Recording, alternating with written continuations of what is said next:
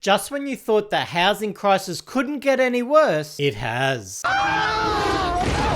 And just when you thought the government couldn't keep ignoring the problem when so many lives are being negatively affected, they most definitely are. And worst of all, this could have all been avoided. I'm Biko Konstantinos, and that's what we're going to talk about today.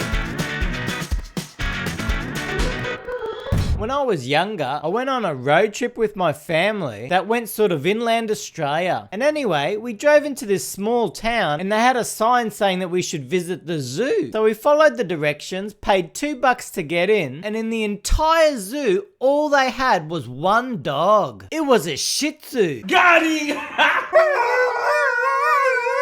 If you love puppy dogs, why don't you like this video? And if you enjoy independent commentary and analysis, consider subscribing to my channel. My next goal is to reach 5,000 subscribers and you could help me get there. House prices have now risen for 9 consecutive months and they're now about to break above all-time highs in Australia. Now you may think that's no big deal, house prices always rise, but it's the current environment in which we're seeing this happen is what's so troubling. You see, COVID hyper-stimulus and ultra-cheap debt sent house prices through the roof, creating the most speculative housing market we've ever seen. But because of all the money that flooded into the market, inflation started surging, and as a result, interest rates had to rise. Now, interest rates didn't just rise a little bit, they surged from 0.1% to 4.1% cash rate, and that all occurred in just over 12 months. So normally, when you have interest rates rise that fast, you'd see house prices start to decline, and you wouldn't expect them to start rising again until interest rates started to drop. But not for the Australian housing market. You see, we did see a small dip taking prices down around 10%, but as interest rates got higher and higher, prices started rising again. Who would have guessed? And this is now a massive problem for Australia. Just looking at this chart, you can see house prices are overheated, having risen by 30 to 50% in most capital cities. That's completely abnormal behavior and can only be caused by massive demand. The sort of demand where you have many people competing for each individual property. House auction in northern Sydney. Now just imagine a first home buyer trying to buy their home after COVID and seeing prices skyrocket for over a year. They would have been praying for all the speculative craziness to die out from the market so it becomes more of a normalized market where buyers and sellers negotiate between each other, and sellers don't have a massive advantage because the demand is more subdued. And with those surging interest rates, you would have expected this to occur, but alas, Australia's a different beast when it comes to property. We have a global pandemic, house prices surge. We have some of the fastest interest rate hikes in history, house prices surge. We could probably have a world war for goodness sakes, and Australian house prices would surge. That's the level of crazy we're seeing. Now with ultra high house prices and mortgage rates sitting around 6%, the borrowing power for people wanting to buy a home has been drastically reduced. In fact, during COVID through to now, borrowing power has been reduced by about 30%. This means that during COVID, someone who was able to borrow $1 million from the bank might now only be able to borrow around $700,000, which is a drastic reduction. And this creates a catastrophic scenario for first home buyers because house prices are up here, but borrowing power is down here. For me, the mark of a very healthy society is affordable housing. But now in Australia, housing is so unaffordable that first home buyers are struggling to be able to buy anything. No matter what they buy today, they're going to have to get an ultra large mortgage, but it's definitely not going to be a crash hot property. In fact, it most probably will be a dive, and there's now so much demand for property that they will probably be outbid by people who are more cashed up, have help from their parents, or even investors who have cashed in from the crazy house price gains. Alright, so the challenge of buying your first home is at extreme levels. But even worse for this cohort that would just love to own their own home, they now have to also contend with a shocking rental crisis. Rents have surged astronomically over the last couple of years, and the main reason for this is is that there's just not enough rentals for the demand. The rental vacancy rates in Australia are at all-time lows, and it's now been like that for a lengthy period of time. So we've turned the rental market into the Hunger Games. So not only is there crazy demand to buy a house, there's now crazy demand just to rent a place. So seriously, it can't really get any much worse for renters. They're stuck in this twilight zone where the opportunity to buy a home has been ripped away from them, but on top of that, they have to struggle just to find a rental, struggle to pay the crazy rising rents, and if you get kicked out, good luck trying to find another place. And this is why some renters who have full-time jobs and are very hard working are being forced to live in their cars. I mean, what kind of country are we where we allow this to happen to hardworking Australians? Alright, so to fix this housing crisis, the government keeps banging on about having to increase supply. They've got very ambitious plans for Australia to build a stack of property over the next few years. But guess what? The construction industry is collapsing. We've seen so many developers collapse recently due to surging costs. So the government's wanting this many houses built, but because the construction sector's been collapsing, the number actually being built is a lot less than is actually required to meet the demand. Now, why is demand for all things property so ridiculously strong? One of the main reasons is the record surge of net overseas migration. The government hasn't tried to take a measured approach to immigration after the COVID lows. Instead, they've basically opened every floodgate possible. More and more economists are highlighting how the current record immigration levels are basically making the housing crisis so much worse. And that's because of all the additional demand it's adding for properties to buy, for properties to rent, for infrastructure, and many other things. Now, Australians in general aren't against immigration at all, but you know what they are against? Record immigration levels when we're in the middle of a bloody housing crisis, which was caused by COVID policies from the government and the RBA, and is now being made worse due to Burko migration policies with no